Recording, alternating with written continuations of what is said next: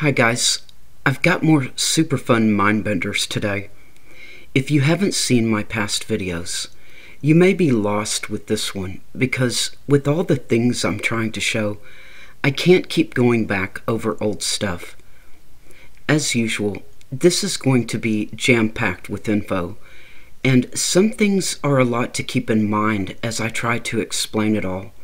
So you might want to have your pencils at the ready.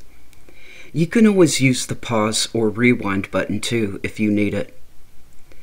I won't be doing any recaps with this one, because if I can find the time to make another video, I'll move on to other things. I've still got loads that I could talk about. If you are wondering what my next high watch times are now, it is any time from this moment forward. One of my favorite dates might be April 21st, because it is actually a full 40 days from the menorah sign to the night of the Last Supper and Jesus' arrest on the Hebrew calendar this year. Also, since the menorah is the 313 date, or the 3 candles, 1 candle, 3 candles of the 7 spirits of God, that John is telling us all about in Revelation, I decided to look up in Strong's what Greek word number is 313. And wouldn't you know, it is a Greek word that means born again, and only used by Peter, and only twice in his first letter. Yeah, 1 Peter 1:3 and 1:2-3. Born again. I love that one. In fact, I love that one so much, I think I'll have to add it to my slide here so I don't forget it. I've got so many connections to the 313 number now, it's getting crazy. I didn't even stick the 313 date of the last Pope, St. Peter the Roman, on here either. The whole prophecy of the last Pope business could be a big long video just in itself, with the basilica getting hit by lightning 3 times and exactly 1,335 days apart, and on October 7th too, of all days, and what it all means. And the first 2 strikes were just hours after Pope Ratzinger announced his resignation.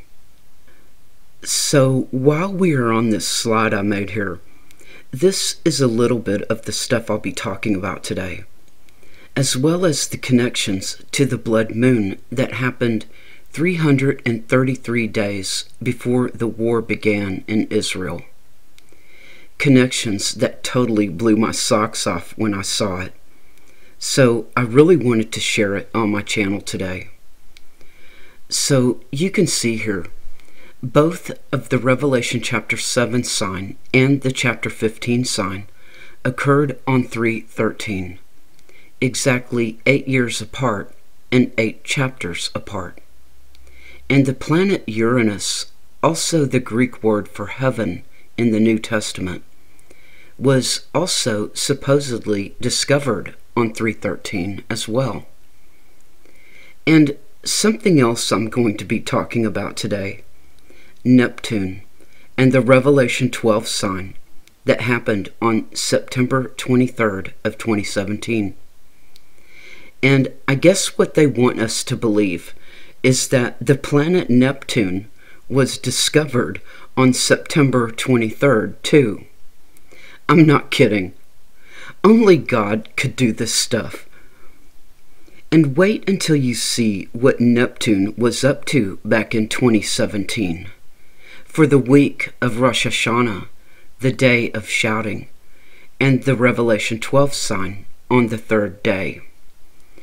If you see the little picture I've got in the top corner here, I think you know what I'll be talking about. And just so people know how impossible the odds are of all this stuff happening, and the signs I've been showing that only God could do. Neptune only passes through the waters of Aquarius about every 164 years. He'll be swinging back through in the year 2181. For those who've accused me of just making stuff up to fit what John is telling us in his gospel and in Revelation, only God can set the heavens in order. I hardly know where to start with all that I've got to share today. So, how many know that John is the only one who ever mentioned Nicodemus, which means victory of the people in Greek? There has always been much speculation as to why John would give Nicodemus clearly a Greek name. The Jews try to explain it away, but most say what they are coming up with is nonsense. John tells us that Nicodemus is a Pharisee and a ruler of the Jews. So why does John give us a Greek name? My guess is it is because not everything is as it seems. Just the same as we are told in a lot of the books that were taken out of the Bible. John mentions Nicodemus 3 times in his gospel. One scene that I've already talked about a bit in a previous video, so I won't go into it all, but to the Jews, the 40 days that are mentioned all over the Bible is symbolic of a cycle of death and rebirth. And Nicodemus, well versed in scriptures and a ruler of the Jews, would have known exactly what Jesus meant when he told him in the darkness that night, "Except a man be born again, he cannot see the kingdom of God."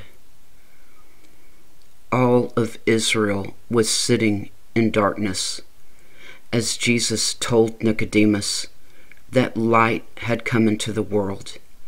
But men loved darkness rather than light, because their deeds were evil. 40 days ascending that mountain with God, or 40 years in the wilderness.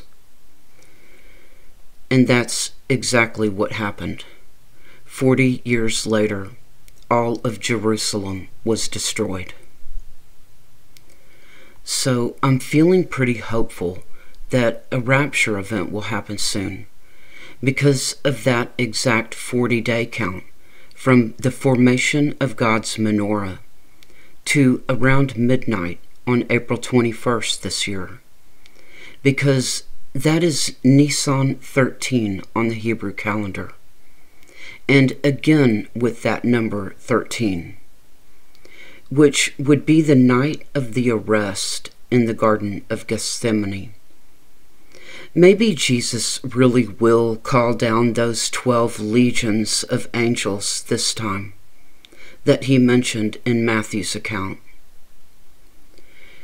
And the second time John mentions Nicodemus was on the great 8th day of Tabernacles at the end of chapter 7, when the Pharisees were plotting to get rid of Jesus.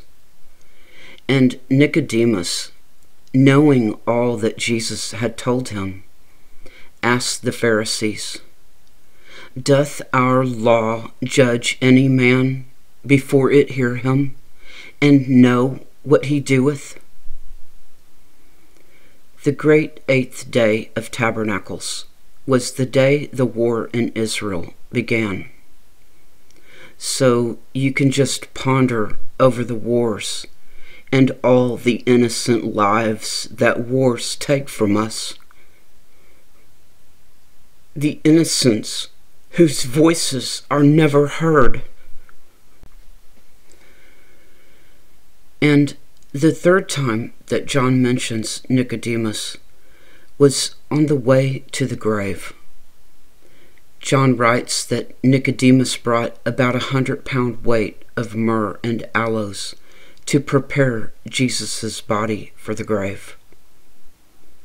Since my brother warrior Eric Reitman's channel alerted me to a crazy Schumann resonance anomaly on 6/18 last year, and on Father's Day of all things. And 6/18 is known as Phi Day. Phi is the Greek letter denoting the mathematical number of God's creation and perfection. It is the number of the Fibonacci sequence found throughout all of nature, even down to our DNA. The golden ratio, the divine proportion. Many of the top scientists in the world believe it holds the secrets to the universe itself. And it has always been that way, as even the Great Pyramid of Giza encodes God's divine number. I decided to take a really good look at things because John, as I said, can be very cryptic with his secrets, and he saw it all, everything, the future, our present. Perhaps he actually lived through all of this we are living through now. Oh, that's a mind bender. But perhaps there is a reason that John is writing about Nicodemus on these three specific and very key occasions. There were two incidents that happened on 6/18 last year, which was 111 days before the attack on Israel of October 7th. As I've pointed out a few times already, that the blood moon that eclipsed Uranus, or heaven, was 333 days before Israel's war began. So we have the 333 days to the attack, and the 222 days to the seven thunders, and 111 days from the thunders to the attack. Seems like a countdown of sorts, but this 111 and 222 and 333, or the 123, this is also an expression of God's divine number. Perhaps the same as the word born again in Peter's letter, the 123. So on Father's Day, and also God's Golden Ratio Day of 6/18 last year, was also 111 years since the sinking of the Titanic. And on 6/18 last year, God's divine number of the universe itself, something happened in the deepest, darkest, most silent place on earth. A complete implosion to the grave of the Titanic. Much like all of Israel imploded as they put Jesus into the grave. Many knowing at that point exactly what had just happened and what they had done. A complete implosion in the darkest, most silent depth of the earth. So what could John mean by that 100-pound weight to prepare Jesus' body for the tomb? Well, if you include 6/18, then the 100 days would be fulfilled at sundown on the Day of Atonement, the measure of the weight to prepare Jesus' body for the tomb. And the 111 days would be fulfilled at sundown on the 7th day of Tabernacles. By around dawn the next day, Israel was under attack. So what else happened on Father's Day, 6/18 last year? The silent thunders, the Schumann resonance anomaly like no one had ever seen before. There was a blackout for about an hour and a half, and when it came back on, this is what it looked like. I'm not sure how long this lasted, but when this screenshot was taken, it had been going on for about 34 hours. The Schumann resonance is often called the heartbeat of the planet.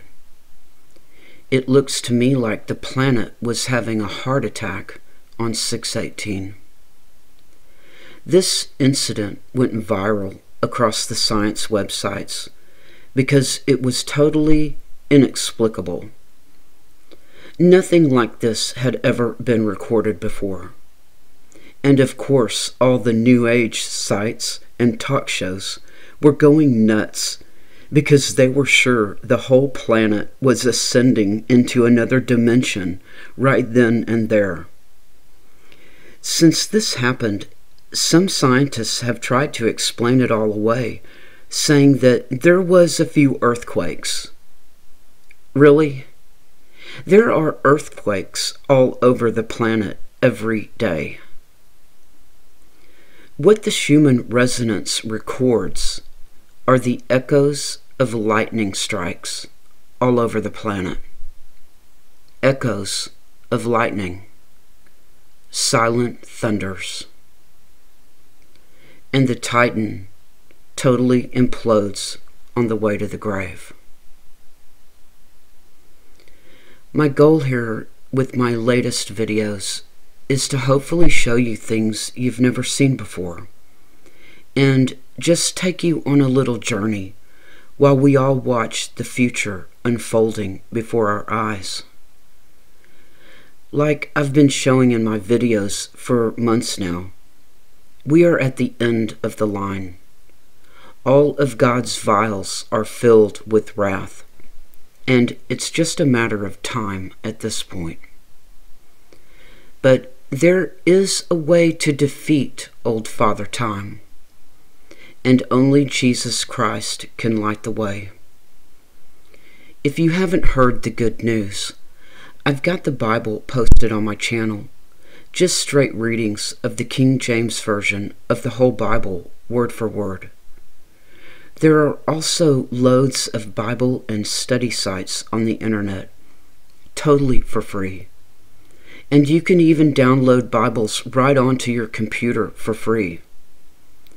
So try to spend as much time of your spare time in the Word and walking with Jesus as only He can light your way and take you personally down the path to God's kingdom, holding your hand the whole way and never letting go. I hope to see you all there soon.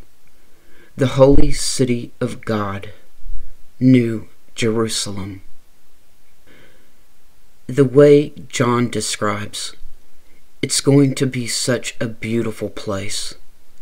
The very leaves of the tree of life will heal the nations. There will be no more curse. God Himself will dwell with us, and He will wipe away all our tears. There shall be no more death, neither sorrow nor crying, neither shall there be any more pain. All the former things will pass away, and Jesus will make all things new. And Jesus said, quote, "He that overcometh shall inherit all things, and I will be his God, and he shall be my son." Time is getting really short now, and as our prophet Daniel, who John was so fond of, wrote in Daniel chapter 12, verse 2, "And many of them that sleep in the dust of the earth shall awake, some to everlasting life, and some to shame and everlasting contempt. And they that be wise shall shine as the brightness of the firmament, and they that turn many to righteousness as the stars forever and ever. So let's be those stars and shine our lights like the brightest beacons as darkness falls on this world. Time is so short, and our lives here are nothing compared to the eternity with God that awaits us all. Amen. And let's get the ark loaded. I have to assume that everyone is watching all of my past videos and is up to speed on where we're at and just what's going on here.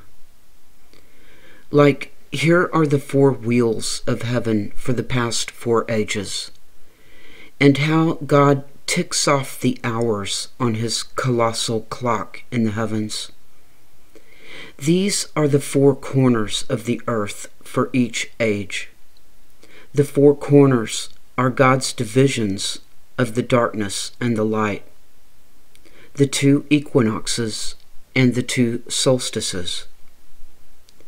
Because of the Earth's precession, our backdrop of stars moves very slowly through time, which gives us a different placement in the heavens of the equinoxes and solstices. Each hour or age on God's clock represents about 2,160 years. We are right now moving into the age of Aquarius, as the first stars of Aquarius are now rising due east. Therefore, when the sun rises at exactly due east at the spring equinox, right now, it is actually rising in the constellation of Aquarius, which I tried to go into thoroughly in my last video. So, what I'm trying to show here are the 4 corners of the earth for each age, because these are the constellations in the heavens, in these positions, for the spring and fall equinoxes, and the summer and winter solstices. As you can see, every 3 hours on God's clock, we will have the same 4 constellations at the 4 corners of the earth.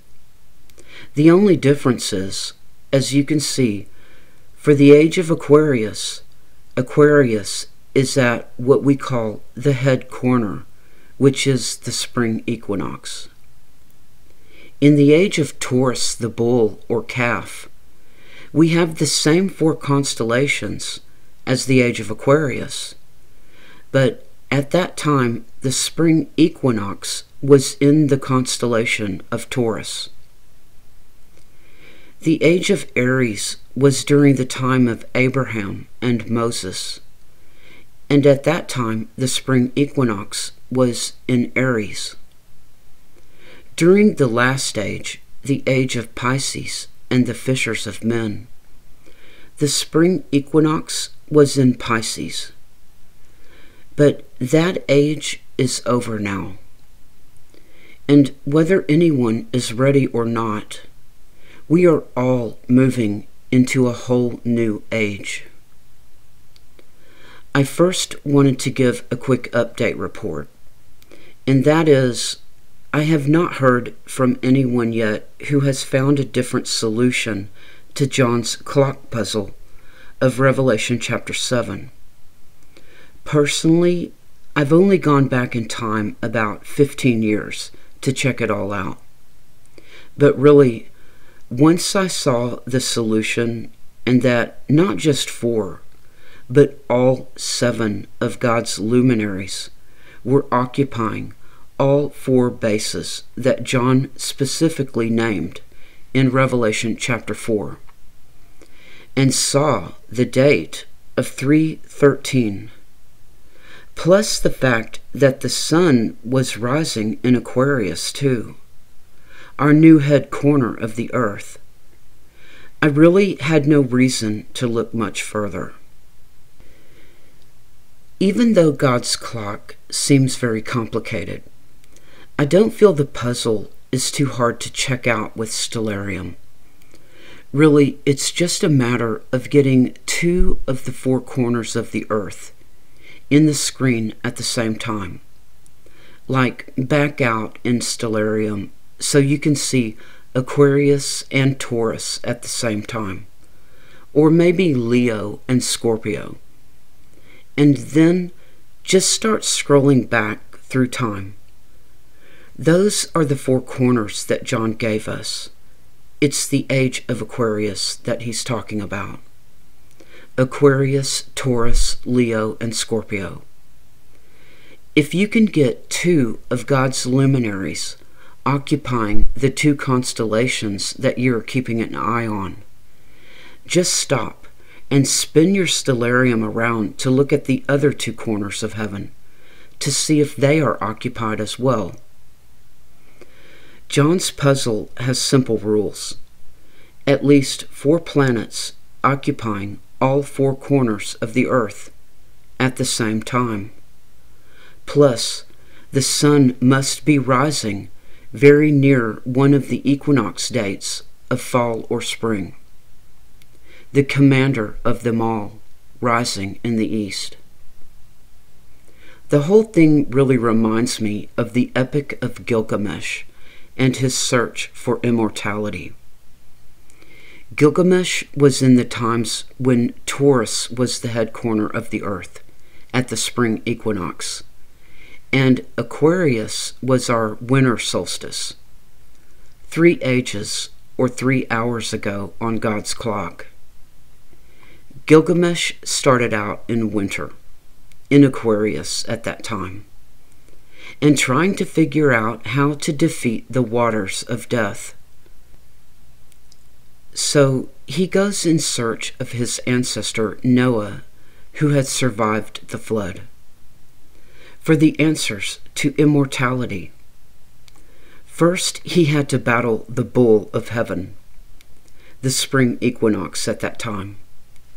Then he had to battle the lions. That would have been Leo, the summer solstice in his day. Then he had to battle the scorpion man. That would have been the fall equinox for him. No coincidence that he was simply going through the 4 seasons of time. He was in a battle with time, seeking immortality. Time is the true enemy of us all, and it is the age-old quest from the oldest stories and myths ever recorded. It is the hero's journey to become immortal, to never grow old, and to live forever. It is our battle against time itself. Some freak out over some of the myths or symbolic stories of Kronos, the personification of time itself, also known as Saturn, who devoured his own children. But that's what time does. It will devour you and your children, and life itself. But where our God dwells, there is no such thing as time. So anyway, some may think that it would be easy to find a time when there are 4 angels or planets standing at the 4 corners of the earth and near an equinox. But God's clock is crazy with everything moving at different speeds and backwards at times. Once Jupiter leaves Leo, it will take him about 2.5 years to get over to the next corner, Scorpio. And when Saturn leaves Scorpio, it will take him about 6 years to get over to Aquarius, the next stop. And if you look at my screen here and really see what I'm showing, that both of these signs of Revelation chapter 7 and 15 Both happened on the exact same dates of 3:13, exactly 8 years apart and exactly 8 chapters apart. Plus the fact that the final pope stepped into office on 3:13:13, which is an 800-year-old prophecy by a recognized saint of the Catholic Church. And the planet Uranus, which means heaven, was supposedly discovered on 3:13, which we know for a fact that that is not true at all, because the planet Uranus, or heaven, in Luke's Gospel, chapter 2, was standing in the temple of God, the first time Jesus ever entered the temple in Jerusalem. Yeah, Anna, heaven, the widow.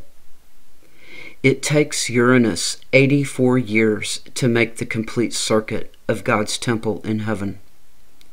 And she spends 7 years in each constellation, which is exactly what Luke tells us about that widow, heaven, in the temple.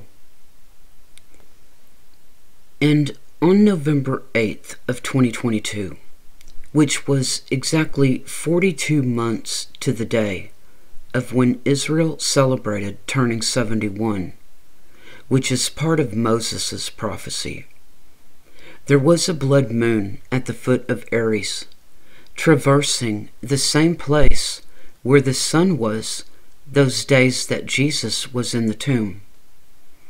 The moon is symbolic of Israel, always waxing and waning with God throughout history, and not the true light, but only a reflection of the light.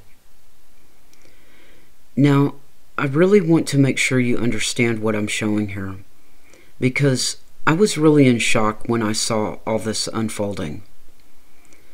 Take a look at the screenshot. This is from a slide that I was posting in my videos years ago, warning about a blood moon coming up on November 8th of 2022. Why? Because I felt it was not a good sign for many reasons. On May 8th of 2019, at sundown, Israel was partying in the streets to kick off their 71st birthday celebration. During our current times, on May 8th, the sun is at that hind foot of Aries, as you can see in the stellarium artwork. And you may want to just pencil this date in on your calendar as a possible high watch rapture date, if we are not out of here by then. May 8th or 9th, it is our current star date of Resurrection Day, meaning that the sun currently rises around May 8th or 9th, in the same place that the sun was back in 30 AD, during the first day or two when Jesus had resurrected and met up with his apostles. So, not only do we have the Moses prophecy of Psalm 90:10, about Israel's days being 70 years, which they had just completed on May 8th back in 2019. And Moses adds that if they should last to 80 years, their strength would be labor and sorrow. Now, I'm going to add a picture here of Resurrection Day of 30 AD. Some say it is 1 day earlier, but it's close enough. And I'm not sure I want to go into all that in this video. It will just take too long right now. So this is stellarium screenshot of around the time when Jesus would be meeting up with his apostles. The sun was in nearly that same spot, right at the hind foot of Aries. But no matter, there is exactly 42 months between May 8th of 2019 and November 8th of 2022 when the blood moon happened, the big birthday bash and the blood moon.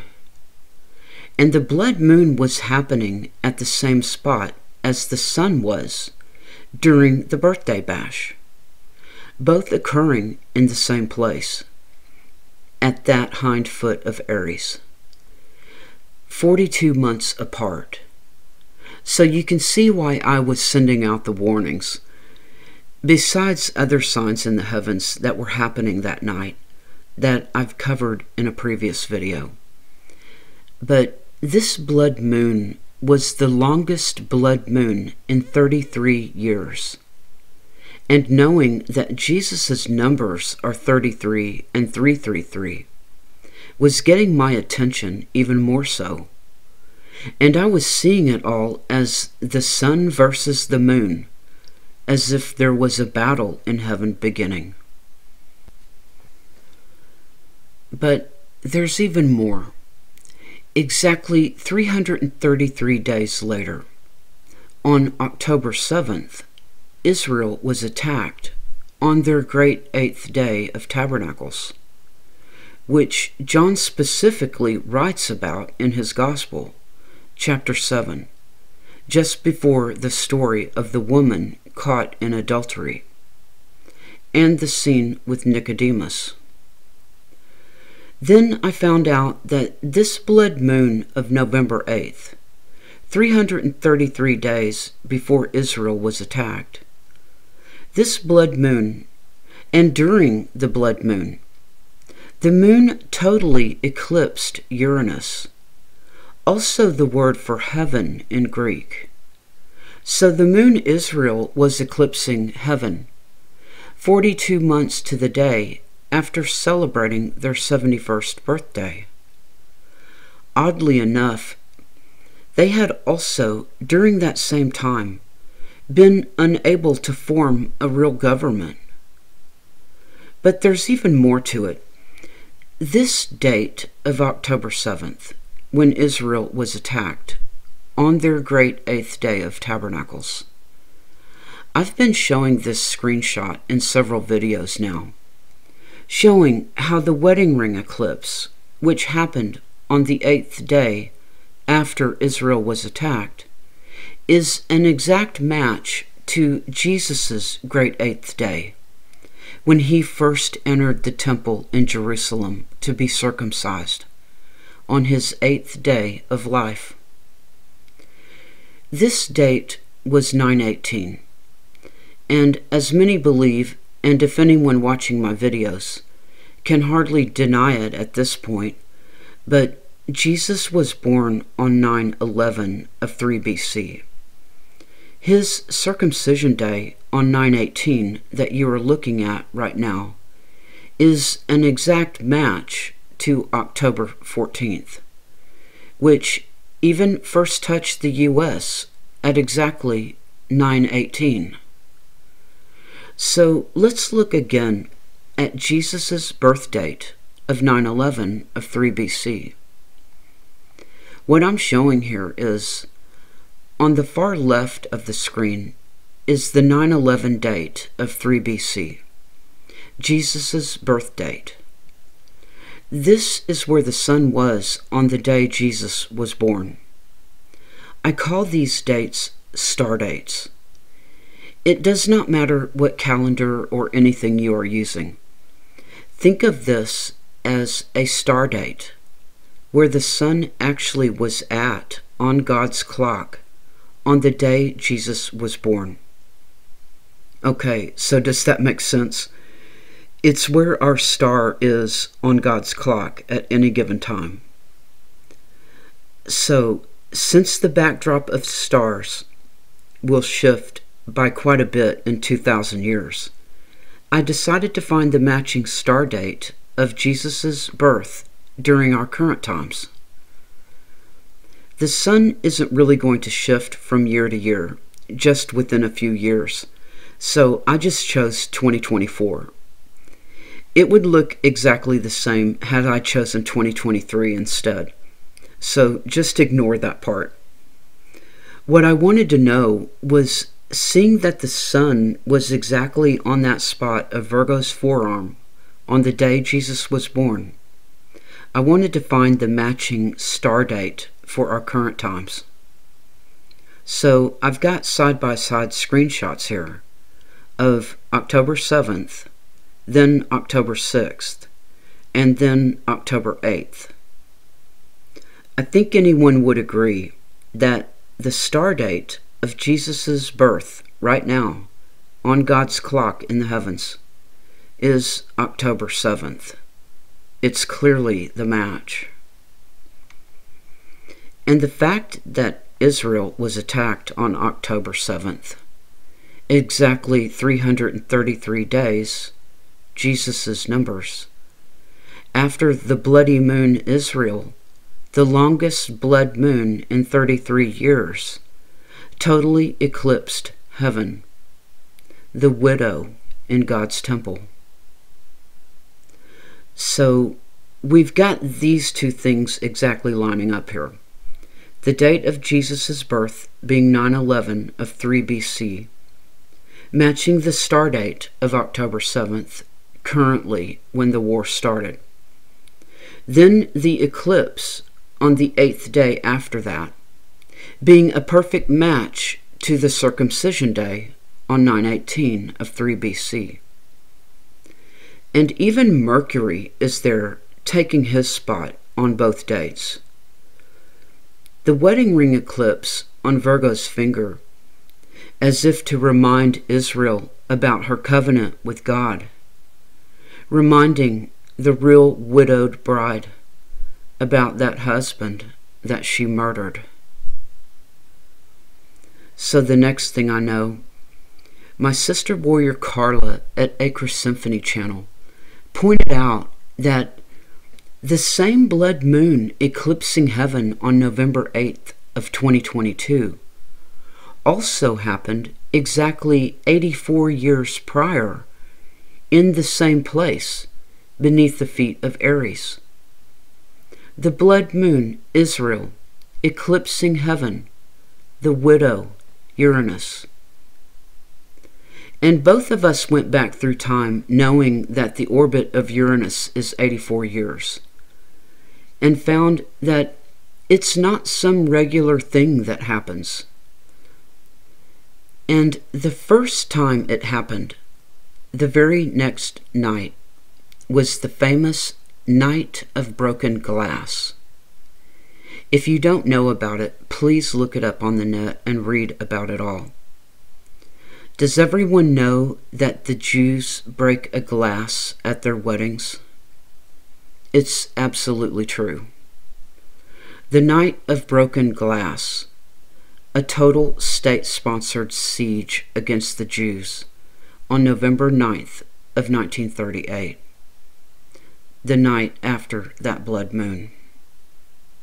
A very famous night in history, the Night of Broken Glass.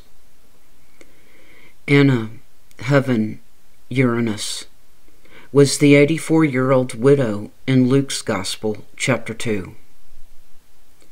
So, knowing that Israel's war started 333 days after our recent blood moon that eclipsed heaven, I decided to see what exactly happened 333 days after the first time the blood moon Israel eclipsed heaven, only 24 hours before the Night of Broken Glass.